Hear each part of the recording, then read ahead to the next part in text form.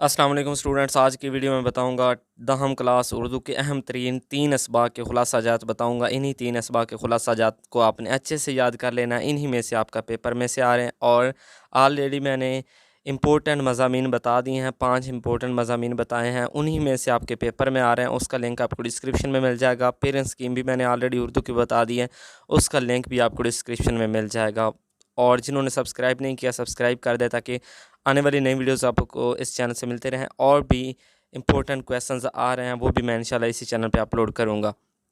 तो 3 असबाक कौन कौन से वो मैं आपको बता देता हूँ, जिनमें से खुलासाजात आना है। ज़्यादा चांसेस जो हैं वो परस्तान की शहज़ादी, इस्तांबुल, चुगलखोर, ये 3 असबाक अच्छे से आप कर लें। इन्हीं में से आपका जो पेपर में से खुलासाजात है, इन्हीं असबाक में से आ रहे हैं। 3 में से मतलब एक सबक का जो खुलासाजात आपने करना है, इन्हीं 3 असबाक के खुलासाजात को आपने अच्छे से याद कर लेना है।